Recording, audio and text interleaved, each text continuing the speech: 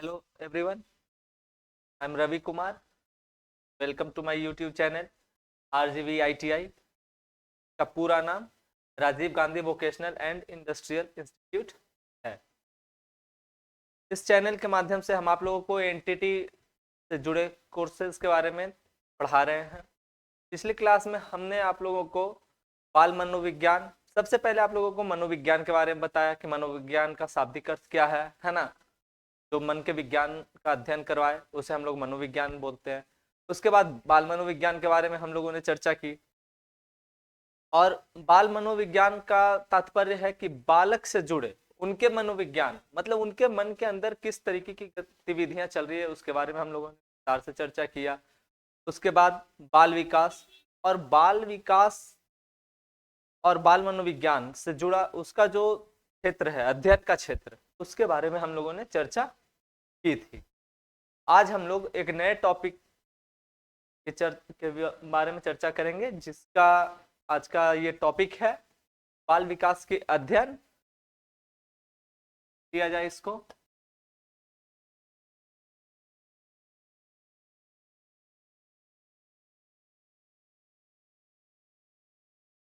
बाल विकास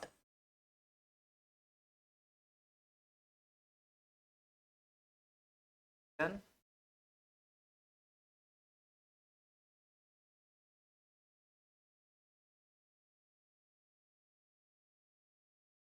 है ना। तो बाल विकास के बारे में पढ़ चुके हैं, बाल मनोविज्ञान के बारे में पढ़ चुके हैं। अब है क्या कि उसके क्षेत्र के बारे में भी हम लोगों को जानकारी हो चुकी है कि बाल विकास का क्षेत्र क्या है या बाल मनोविज्ञान के अध्ययन का क्षेत्र क्या है। लेकिन उसके क्षेत्र, अगर उसका कुछ क्षेत्र है कि हाँ, जैसे कल मनोविश्लेषण क्षेत्र था, चिकित्सा का क्षेत्र था, तो इन सब में प्रयुक्त होने वाली विधियों के बारे में आज हम लोग पढ़ेंगे। इंग्लिश में बोल सकते हैं मेथड बाल विकास, यानी कि स्टडी मेथड ऑफ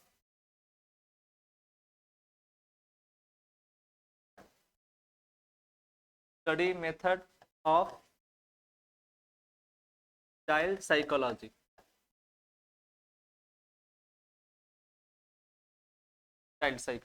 है ना।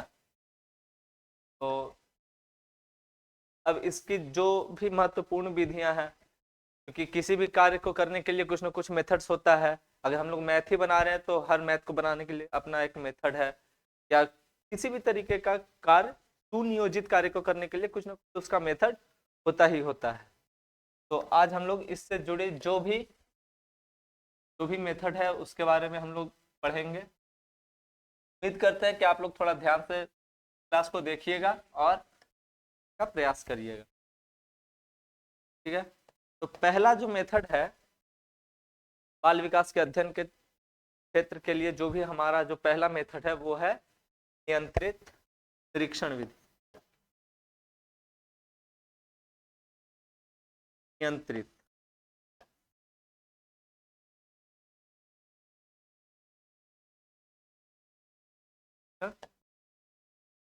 जैसा कि ये नाम से ही क्लियर हो रहा है, नियंत्रित मतलब ऐसा नहीं है, इसका क्षेत्र बहुत ज्यादा बड़ा नहीं होने वाला है ना। इसका क्षेत्र सीमित रहेगा। ये नहीं कि हाँ एक ही बार में उठाए 1000 बच्चे, 500 1000 बच्चे के ऊपर ये अपना ये मेथड लगा के अप्लाई करके उसके मनोविज्ञान के बारे में जानने का प्रयास करने लगे। नहीं, इसमें क्या है, इस मेथड के अंदर हम लोग बहुत ही कम, है ना, जैसे 5 स्टूडेंट 10 स्टूडेंट के ऊपर हम लोग इसका अप्लाई कर सकते हैं। ये जो नियंत्रित निरीक्षण विधि है, इसके अंदर बहुत से छोटी छोटी प्रविधियां शामिल है। जैसे ये है सामुदायिक, कह सकते हैं कि सामुदायिक सर्वेक्षण या निरीक्षण, जो भी कहें, सामुदायिक सर्वेक्षण।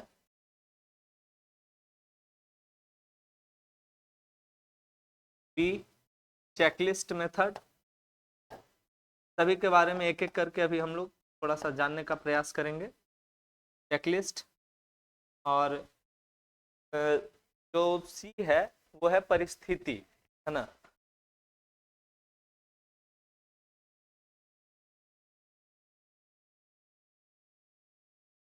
ठीक है, सामुदायिक सर्वेक्षण, इसका क्या मतलब है?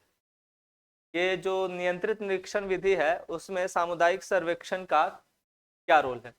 तो सामुदायिक सर्वेक्षण, अगर हम बच्चे का, अगर इस मेथड से अगर हम उसको अगर चेक करने का प्रयास कर रहे हैं कि उसका मनोविज्ञान या मनोवैज्ञानिक स्तर क्या है, तो उसमें क्या है, किसी विशेष समुदाय के बच्चे को हम लोग उठा लेते हैं, ज्यादा मात्रा में नहीं, 4-5 बच्चे के ऊपर नजर रख रहे हैं, विशेष समुदाय का हो, वो किस तरीके से बिहेव कर रहा है, फिर किसी दूसरे समुदाय के बच्चे को, वही 4-5 बच्चे का को ये करके उस पे अध्ययन शुरू करते हैं, उसका व्यवहार किस तरीके का है।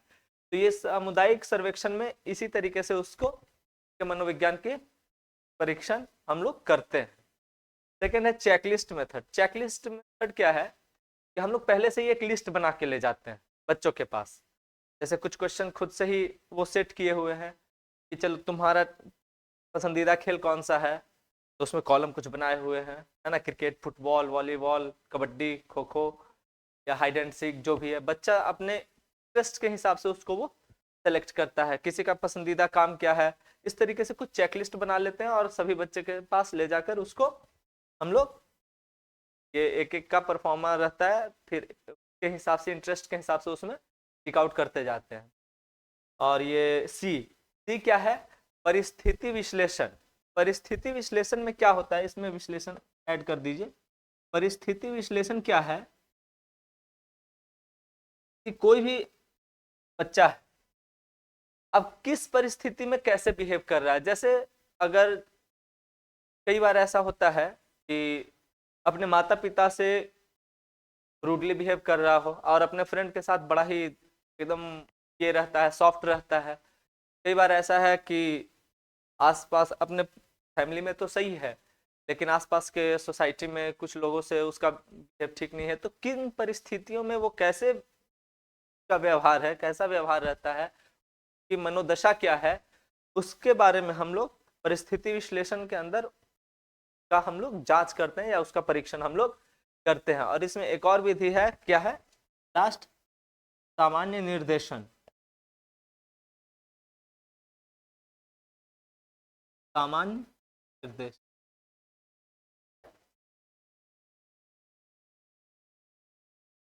सामान्य निर्देशन क्या है कि, सॉरी, सामान्य निर्देशन नहीं, समय,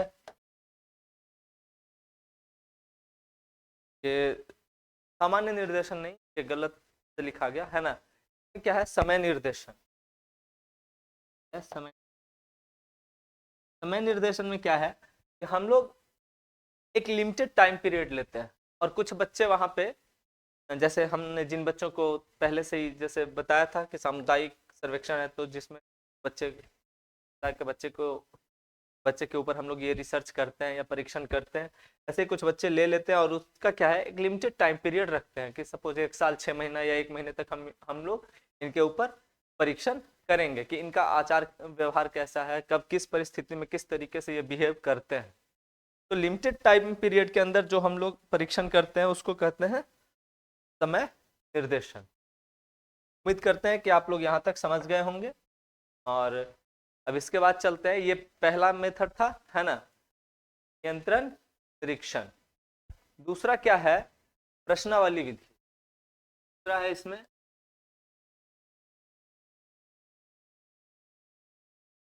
प्रश्नावली।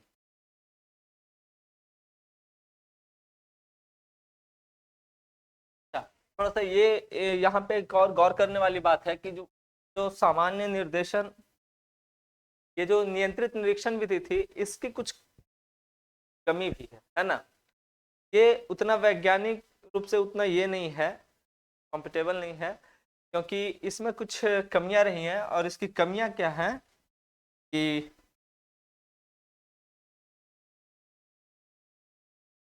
ये कमियां हैं कि ये जो है कुछ लिमिटेड बच्चों के ऊपर ही इसको अप्लाई किया जा सकता है। मतलब क्या है कि नियंत्रित, क्या कह सकते हैं कि बहुत कम बता देते हैं हम लोग सीधा यहाँ पे बहुत कम बच्चे के ऊपर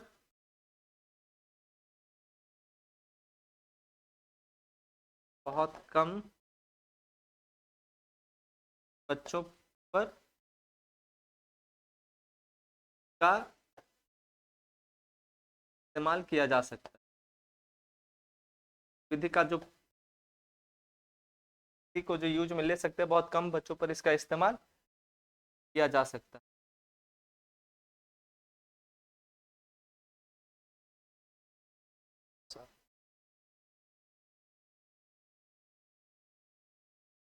किया जा सकता। और इसका क्या है ना, क्या है कि बहुत कम बच्चों पे इसका इस्तेमाल किया जा सकता है इस मेथड का। ऐसा नहीं कि एक साथ हम लोग 100, 200, 5,000 बच्चे को लेकर इस पे अप्लाई नहीं कर सकते, है ना। इस विधि का परीक्षण करने के लिए हम लोग को 5, 10 छोटी संख्या में बच्चों को रख के उस पे हम लोग अप्लाई करके इसको देख सकते हैं कि क्या है। और इसकी एक और कमियां है कि इसके प्रयोग, इसका जो है, इसको हर कोई नहीं इसका इस्तेमाल कर सकता। इसका प्रयोग केवल, इस विधि का प्रयोग केवल प्रशिक्षित जो है, बिल्कुल जो ट्रेंड है ना, केवल प्रशिक्षित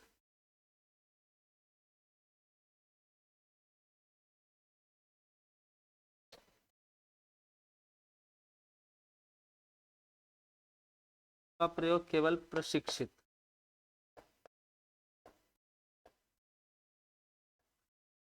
का प्रयोग केवल प्रशिक्षित व्यक्ति ही कर सकते।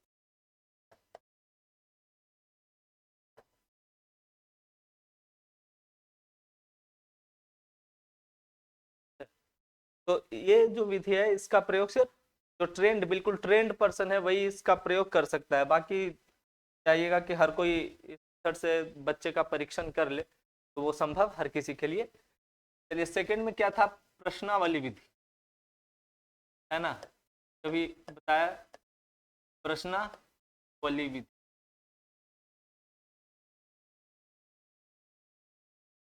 में क्या है। इस मेथड में क्या है कि इस मेथड में हम लोग बच्चों से कुछ प्रश्न पूछते हैं, है ना। कुछ क्वेश्चन हम लोग पहले से ही प्रिपेयर करके रखते हैं कि बच्चे से जाके ये क्वेश्चन पूछना है। इसमें कुछ बच्चों से हम लोग कुछ प्रश्न पूछते हैं, जाके अगर एक बच्चे से पूछा कि ये बताओ कि किसी काम के बारे में मान लो उन लोग को बता दिया जाए कि बताओ कि ये काम तुम कैसे करोगे, तो उसका जवाब कुछ और होगा। अगर किसी दूसरे बच्चे से, उसी का फ्रेंड है कोई दूसरा, अगर उससे पूछे कि ये कैसे, जैसे मान लो अगर कोई एक बच्चा है, छोटा सा बच्चा है, अगर बोल दे कि क्लास को तुम कैसे शांत रखोगे, क्लास का वो मॉनिटर, तो वो जो जवाब देगा, हो सकता है उसके बगल में बैठा लड़का है वो उससे अलग जवाब दे। एक है जो अपना वो कंप्लेन का वो पूरा नोट्स रेडी करके रखेगा कि हम सबका नाम लिख के रखेंगे और टीचर्स के आने पे बताएंगे। इस डर से ऐसे करके बच्चों को हम चुप करा सकते हैं क्लास में। कोई बच्चा ऐसा है जो बोलेगा कि हाँ हम क्लास में कुछ, अगर टीचर्स नहीं है और बच्चे को अगर शांत रखना है तो कुछ अलग तरीके का एक्टिविटी करके वो चुप रख सकता है बच्चे को। तो हर किसी का अपना अलग अलग वो सोचने का तरीका है, तो एक ही सवाल अलग अलग बच्चों से पूछा जाएगा, एक ही तरह का सवाल। और उसमें क्या है कि बच्चे अलग, हर बच्चे का अपना अलग अलग सोचने का, समझने का या कुछ भी करने का अपना अलग तरीका होता है, तो उस हिसाब से बच्चा अपना अलग अलग जवाब देता है। इससे बच्चे का कैसा मानसिक स्तर है, कैसा मनोवैज्ञानिक स्तर है, उस चीज का हम लोग को अच्छे से पता चल पाता है। तो यह है प्रश्नावली विधि की भी कुछ कमियां हैं। की कमियां क्या हैं कि जैसे जो कमी हम लोग को स्पष्ट रूप से जो दिखती है वो ये है कि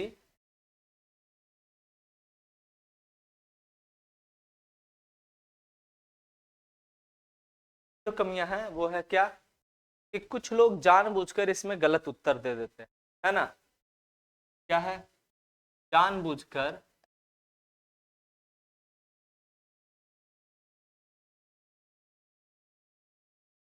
गलत उत्तर देना।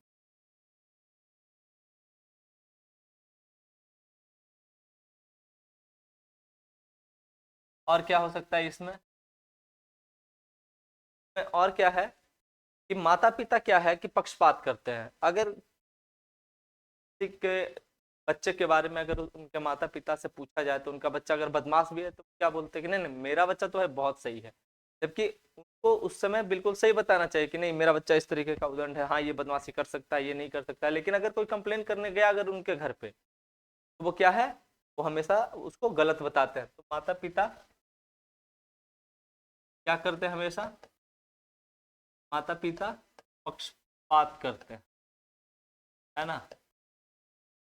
क्या है कि अगर अगर उनसे अगर उनके बच्चे के बारे में पूछने चाहिएगा तो वो क्या करेंगे, माता पिता हमेशा इसमें क्या करते हैं, हमेशा इसमें पक्षपातपूर्ण उत्तर देते हैं।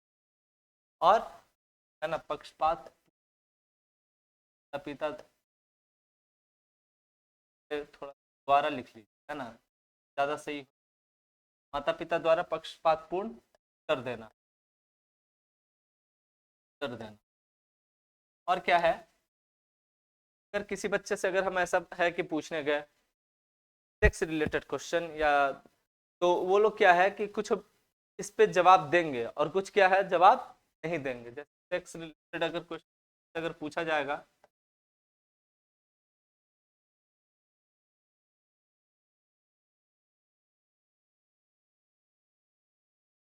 प्रश्नों पर जवाब न देना,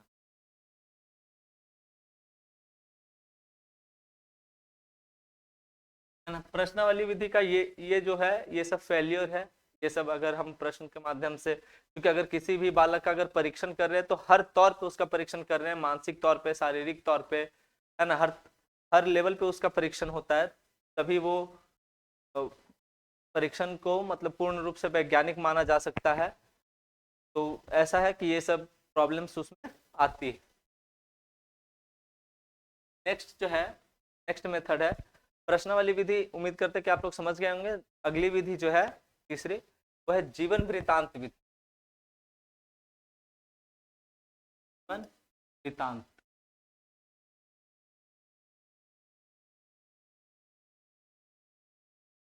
विधि में क्या है कि इसमें हम बच्चों के जन्म से लेकर के जहां तक का वो अभी, जैसे मान लो बच्चा 12 साल का है, 14 साल का है, 16 साल का है, तो पूरे जीवन काल के दौरान जो भी उसकी गतिविधियां हैं, जो भी उसकी एक्टिविटीज है, जो भी उसका मानसिक तौर पे उसकी जो क्रियाएं हैं, सबको हम लोग नोट करते रहते हैं, उन सबका हम लोग आकलन करते हैं, उन सबका परीक्षण हम लोग करते हैं जीवन वृतांत विधि के अंदर। इसकी जो चौथी विधि है वो है मनोभौतिकी विधि। क्या है, मनोभौतिकी।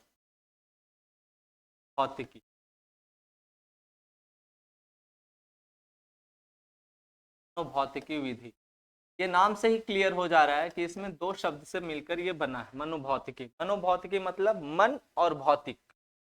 भौतिक, ये भौतिकी का क्या तात्पर्य है यहाँ पे, मीन्स फिजिकल, है ना।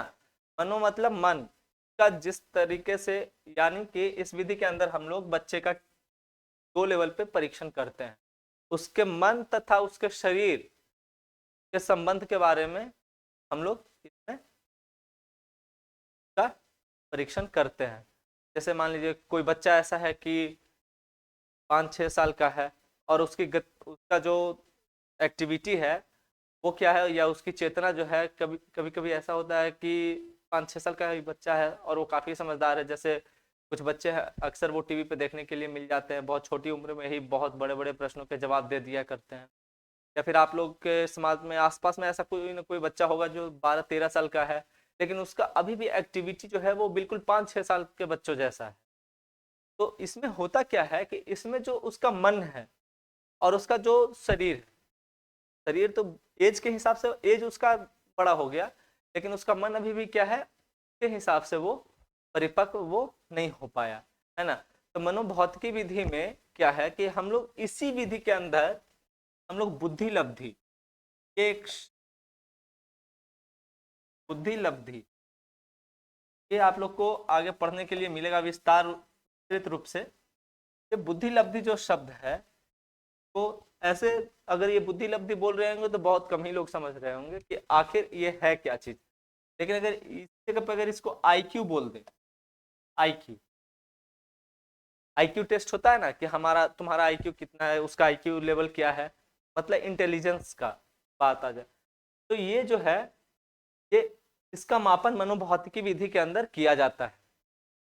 इसमें क्या है कि इसका एक फॉर्मूला भी बताया गया है और इसका फॉर्मूला क्या है आईक्यू का। आईक्यू का काम है क्या कि हम लोग ये टेस्ट करते हैं कि अगर सपोज किसी बच्चे का उम्र है, शारीरिक उम्र है ना, एज है 12 साल, और उसका जो सोचने समझने या पढ़ने का जो भी तरीका है, उसका जो मानसिक आयु कह सकते हैं, ओवरऑल जो मानसिक आयु है वो 12 साल से ज्यादा है। तो उससे हम लोग को पता चलता है अगर वो 14 साल का है कि मानसिक आयु 14 साल के बराबर। एक 14 साल की उम्र में लड़के का जिस तरीके से सोचने का क्षमता होना चाहिए वो 12 साल के लड़के में ही है। तो कह सकते हैं आईक्यू निकालने का जो फॉर्मूला है वो है मेंटल एज अपॉन क्या है, करेंट एज, है ना, करेंट और इनटू 100।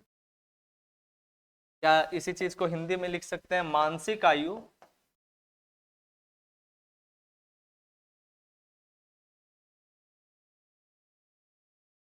मानसिक आयु और वर्तमान आयु 100। ठीक है, आईक्यू निकालने का क्या है फॉर्मूला, आईक्यू निकालने का फॉर्मूला है मानसिक आयु बटा वर्तमान आयु और गुना 100। जैसे किसी बच्चे का अगर कोई अगर बच्चा है, मान लेते हैं उसका हम लोग आईक्यू निकाल रहे हैं, ठीक है, कि आईक्यू क्या है, सपोज आप ही में से किसी का है, तो सपोज उसका एज करेंट एज है 10 ईयर्स और क्या है कि उसका ये मेंटल एज है सपोज 14 ईयर्स के अकॉर्डिंग। यानी कि वो लड़का जाहिर सी बात है क्लास में बहुत ही तेज रहा होगा, 10 साल का यानी 5th क्लास में वो बच्चा होगा, 4-5 में बच्चा होगा, और उस जो एज जो सोचने की क्षमता है वो 9-10 के इक्वल है। तो जाहिर सी बात है वो बच्चा बहुत ही तेज होगा। तो इस हिसाब से उसका आईक्यू लेवल क्या हो गया 140। ठीक है, तो अगर 100 या 120 का अगर प्लस अगर वो चला जाता है तो समझिए उसका आईक्यू लेवल बहुत ही सही माना जाता है, उसका आईक्यू लेवल बहुत ही अच्छा माना जाता है। ठीक है, और इसी मनोभौतिकी विधि के अंदर ही बहुत से वैज्ञानिकों ने बुद्धि लब्धि की कल्पना की। इसके बाद जो नेक्स्ट अगला मेथड है वो क्या है, वो है आत्मनिष्ठ अंकन विधि। क्या है, आत्मनिष्ठ अंकन विधि। इसमें क्या है, इसमें बच्चा सिर्फ अपने सिर्फ किसी एक बच्चे के विशेष व्यवहार का ही अंकन किया जाता है, किसी एक व्यवहार का।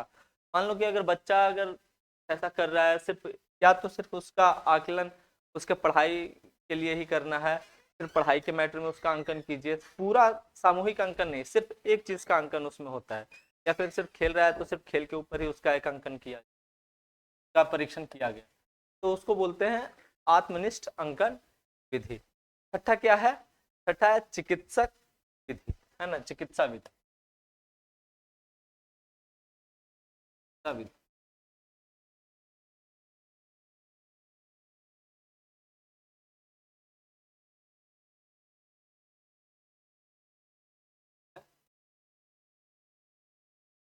साधनात्मक विधि में क्या है कि इसमें बच्चे के मनोवैज्ञानिक स्तर के हम लोग रेगुलर परीक्षण कर रहे हैं, किस तरीके से वो बिहेव कर रहा है, बच्चा से उसके मनोविज्ञान के स्तर का हम लोग रेगुलर मॉनिटरिंग कर रहे हैं।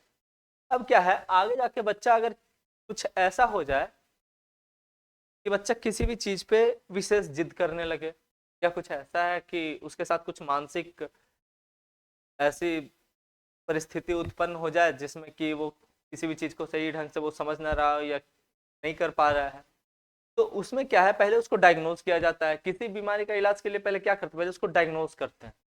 देन उसका ट्रीटमेंट करते हैं।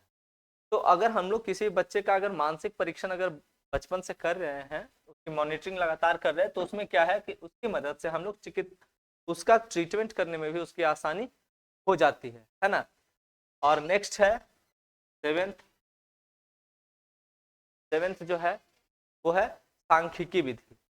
सांख्यिकी विधि में क्या है कि हम लोग इसमें क्या करते हैं कि जो भी इसका मानसिक स्तर होता है उसका हम लोग एक आंकड़ा इकट्ठा करते हैं, और उन आंकड़ों के माध्यम से हम लोग ये चीज स्पष्ट कर पाते हैं कि बच्चे का वास्तविक में मानसिक स्तर क्या है, या मानसिक स्तर के उस जो भी मानसिक स्तर है उसका हम लोग एक मोटा मोटी एक अनुमान लगा पाते हैं। तो वो होता है सांख्यिकी विधि के अंदर। नेक्स्ट है 8वां है प्रयोगात्मक विधि, और ये लास्ट विधि। ठीक है, प्रयोगात्मक मुख्य रूप से 8 विधियों की चर्चा करेंगे।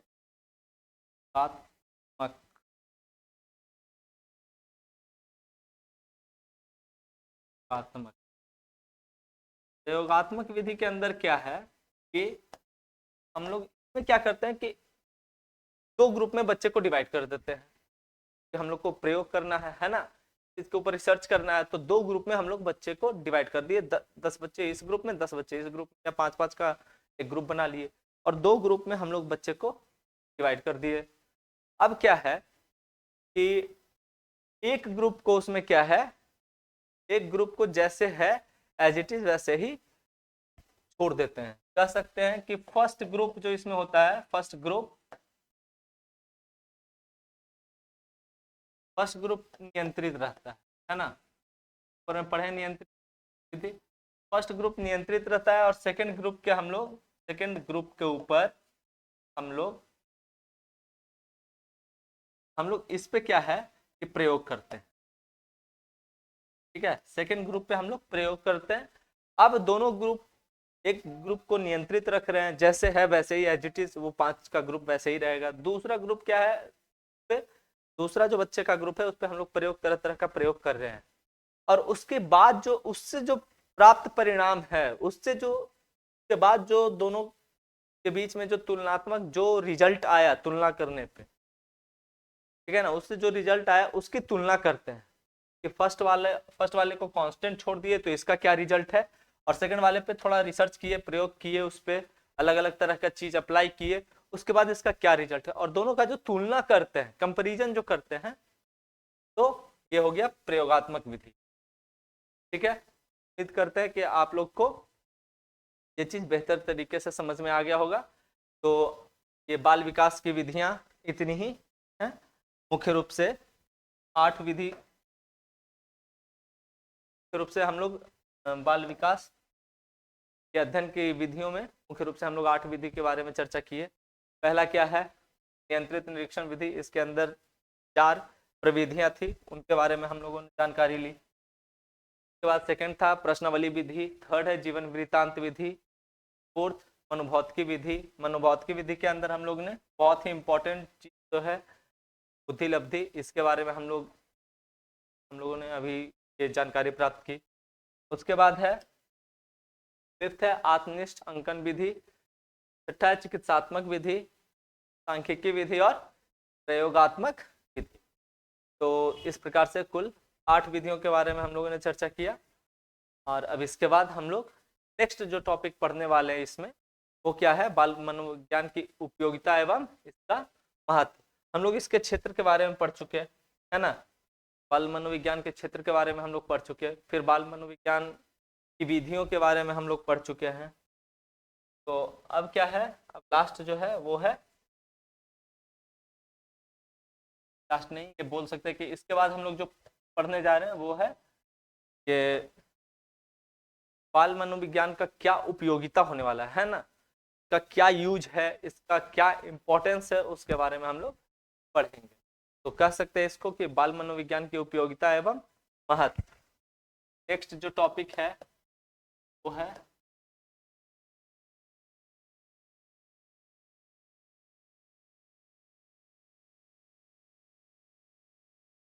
बाल मनोविज्ञान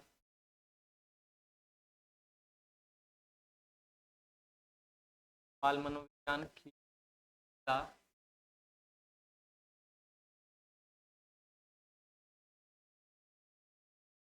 एवं महत्व।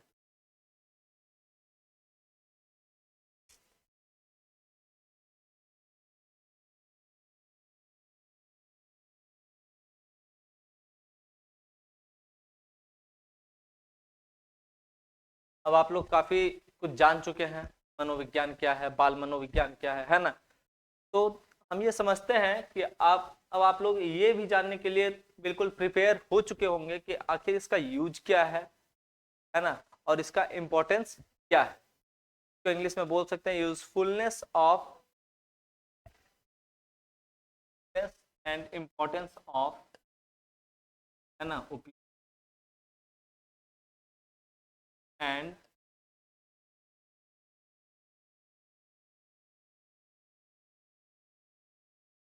Importance of child psychology.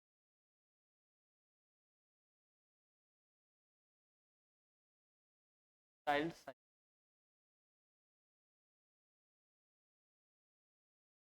Next topic ये है और इसके विषय में अब हम लोग चर्चा करेंगे। तो इस मुख्य रूप से हम लोगों को लगभग जो हम लोग का जो सहायक होने वाला उपयोगिता है, जो भी उपयोग में आने वाले 9 तरीके के चीजों के बारे में हम लोग चर्चा करेंगे। जैसे इसमें फर्स्ट है बालकों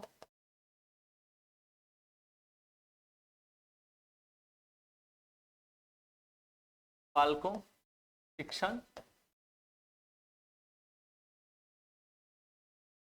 संबंधी है ना, संबंधी।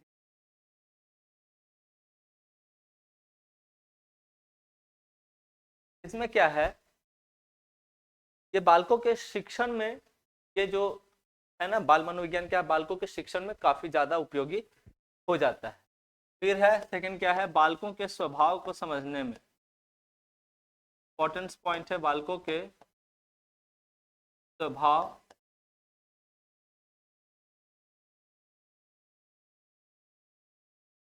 को समझने में उपयोगी है ना, उपयोगी है। और किस चीज में, और किन किन चीजों में इसका उपयोग हो सकता है, तो सोचिए। फिर क्या है, बालकों के विकास को, है ना, बालक का विकास किस तरीके से हो रहा है, क्योंकि हम लोग बचपन से उसका के ऊपर नजर रख रहे हैं, उस पर रिसर्च कर रहे हैं, तो उसमें भी सहायक है। बालकों के विकास में, बालकों के विकास को समझने में भी सहायक है ना।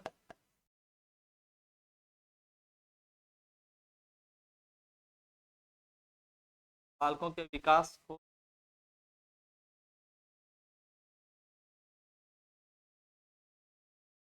बालकों के विकास को समझने में उपयोगी है।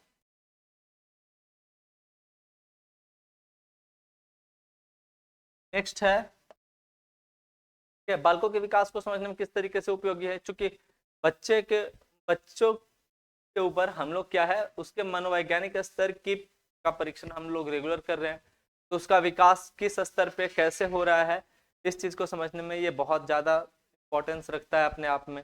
फिर है बालकों के निर्देशन में उपयोगी, ठीक है। नेक्स्ट पॉइंट है बालकों के निर्देशन में उपयोगी।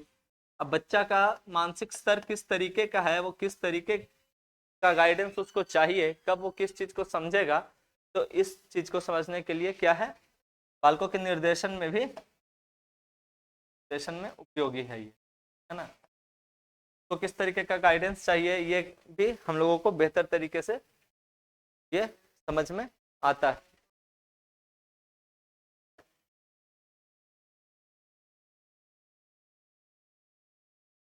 इसको गया था उपयोगिता, हम ये उपयोगिता लिख दिए थे, है ना, ये थोड़ा सा मिस था। उसके बाद क्या है, फिफ्थ पॉइंट क्या है, बालकों के लिए उपयुक्त वातावरण, है ना। तो बालकों के लिए जो उपयुक्त वातावरण है, इसके बारे में भी, बालकों के लिए उपयुक्त वातावरण को समझने में भी उपयोगी है। है ना। बालकों को हम कैसा वातावरण अभी चाहिए, इसके बारे में भी उपयोगी है। ठीक है, और क्या है, और किस चीज में इसका और उपयोगिता क्या है, इसका और इम्पोर्टेंस क्या हो सकता है, जरा सोचिए थोड़ा सा और। तो बालकों का जो व्यवहार है, ठीक है, बालकों का बालकों के व्यवहार को समझने में भी उपयोगी है। व्यवहार को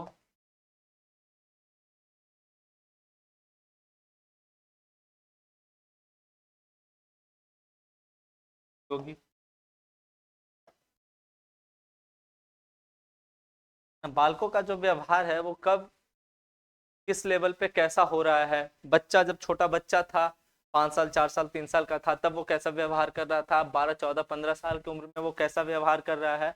आखिर वो मान लो 14 साल के एज का हो गया बच्चा, 3 साल में बहुत ही सॉफ्ट था, बड़ा ही सबसे घुला मिला रहता था, हंस के बात करता, और ये 12 14 साल के होने के बाद वो रूडली बिहेव कर रहा है। तो क्यों कर रहा है, इस व्यवहार को समझने में भी मनोविज्ञान का बहुत बड़ा उपयोग है। ठीक है, नेक्स्ट जो पॉइंट है 7वां क्या है, बाल व्यवहार के पूर्वानुमान, है ना। बालकों का जो व्यवहार है, बालकों के व्यवहार का पूर्वानुमान, अगर के व्यवहार का पूर्वानुमान, अगर कोई व्यक्ति जो है बालक के मानसिक स्तर का या उसका मनोवैज्ञानिक स्तर का अगर रेगुलर रूप से अगर मॉनिटरिंग कर रहा है, तो उसका अगला व्यवहार कैसा होगा। जैसे आपका दोस्त है, आप 4 5 लोग दोस्त हैं, अब उसमें क्या है कि आपका कब दोस्त किस बात पे कितना गुस्सा हो जाएगा, ये इस चीज का आप लोग पहले से प्रेडिक्शन कर सकते हैं। पूर्वानुमान को क्या है, इंग्लिश में लिख सकते हैं प्रेडिक्शन, है ना। प्रेडिक्शन, अगर आप किसी भी अपने फ्रेंड के साथ कुछ दिन बिता ले, साल 2 साल 6 महीने भी अगर रह ले, तो आप लोग ये प्रेडिक्ट कर पाते हैं कि हमारा दोस्त कब गुस्सा करेगा कब नहीं करेगा। तो कह सकते हैं कि मनोविज्ञान के माध्यम से हम लोग अगर उस पर रेगुलर मॉनिटरिंग कर रहे हैं, तो बालकों के व्यवहार का पूर्वानुमान करने में भी करने में उपयोगी होता है। ठीक है, करने में उपयोगी। 8वां क्या है, 8वां जो पॉइंट है इसमें और क्या हो सकता है, सुखी पारिवारिक, है ना, सुखी पारिवारिक जीवन बनाने में कि पारिवारिक में भी उपयोगी है। अब ये इसमें किस तरीके से उपयोगी है, जरा इसको समझते हैं। क्या है कि अगर हम लोग अगर बच्चे के साइकोलॉजी को ठीक से समझ रहे हैं, तो वो फैमिली में अगर किसी तरीके का बिहेव कर रहा है किसी के साथ, आसपास भाई के साथ, बहन के साथ, माता पिता के साथ या दादा दादी के साथ, वो उसका बिहेव कैसा है और उसको कैसे सुधारा जा सकता है। ये क्या है, बालकों के मनोवैज्ञानिक स्तर की मॉनिटरिंग करके या उसको सही से उसको समझ के। जैसे ऐसा है कि बाहर का लोग बच्चे को नहीं समझ सकते कि हाँ ये बच्चा है तो ये ऐसा अभद्र व्यवहार क्यों कर रहा है या हमसे गुस्सा में क्यों बोल दिया, लेकिन उसके माता पिता तुरंत समझ जाते हैं कि आखिर बच्चा ऐसा बिहेव क्यों कर रहा है। अगर वो गुस्से में है तो किस लिए गुस्से में है, वो बस थोड़ा सा समय लगता है, 2 4 मिनट, वो समझ जाते हैं बच्चे मेरा बच्चा क्यों गुस्सा है। क्यों उनको पता चल पाता है, क्योंकि वो बच्चे को छोटे से बहुत छोटा से देखे होते हैं और उनको पता होता है कि बच्चा का जो मानसिक स्तर है वो किस तरह का है, तो वो इस बात को तुरंत ही समझ जाते हैं। और जो लास्ट है, क्या कह सकते हैं, और भी इसमें पॉइंट हो सकते हैं, लेकिन जो इम्पोर्टेंट जो लास्ट पॉइंट है वो है व्यक्तित्व विकास, है ना। बाल बालक का बालक का व्यक्तित्व विकास, उसके व्यक्तित्व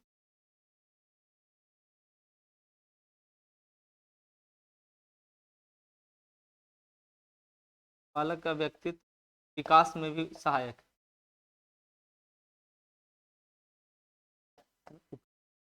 क्या है कि बालक का किस तरीके का पर्सनालिटी, है ना, व्यक्तित्व विकास मतलब क्या, व्यक्तित्व विकास मतलब पर्सनालिटी, उस बालक का किस तरीके का पर्सनालिटी रहने वाला है, ये इस चीज को भी समझने में बाल मनोविज्ञान की बहुत अहम भूमिका रहती है।